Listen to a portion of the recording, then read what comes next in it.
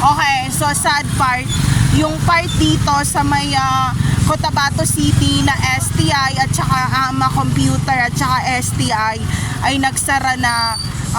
Ewan ko saan ililipat, baka sa ibang part na ng Mindanao. And also ganun pag merong bankruptcy issue, nililipat yung ibang school eh. And then ang Polytechnic at saka ng Notre Dame na lang ang naglalaban ngayon. So ang Rojas site, ang main campus, ay foundation din yon ng Polytechnic. Sa kanila rin galing yung mga pera na pumapasok dito sa lugar na to. Kaya nire-respeto si Dean na boss na politician sa lugar na to. So ayun, at least mas maayos kesa dati. So kailangan ipaayos yung rooftop talaga. Ayan, sa ukay-ukay yun eh. So ngayon, dahil nga hindi pa ayos, nandito ang ukay-ukay ngayon. So itong mga nangyayari na to, natatraffic dito yung mga tricycle kasi hindi sila maka-move dito. And then nandito yung ukay-ukay na dapat nandoon sa taas yan para ma-organize. So ayun, so ito, mas mura yung paninda nila dito kasi nga mabilisan to.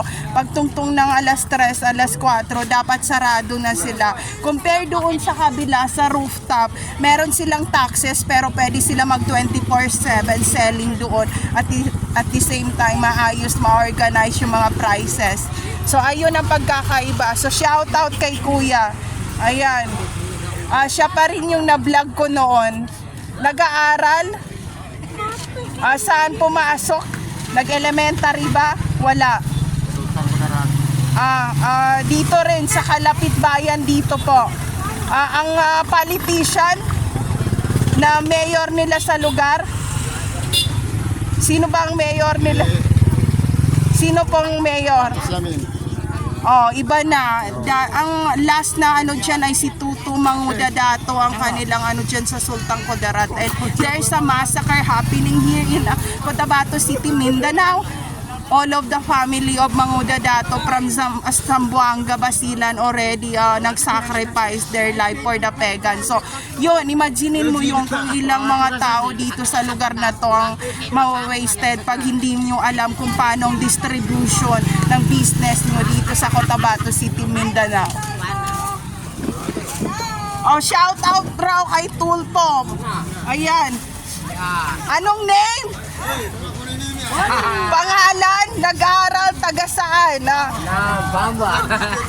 Magti 10,000 subscriber na ako. Shout out, gwapo raw si Tulpo. Aminin nyo, si Tulpo meron mga, may mga twin brother yun. So ayan. Kaya ang asawa ko mahirap hanapin kasi 8 twin brothers sila. Hindi mo alam kung pagpasok sa bahay kung si brother number 1 or number 2 or number 8 ganun kadami sila, magkakambal talaga. So mahirap hanapin si James pag hinanap talaga. So dapat kapaan mo ang 8 brother twins. Paano makakapaan nyo? Magagalit mga asawa nun. So ayun lang. There's no safe place to all targeted individual out there. Take care always, everyone.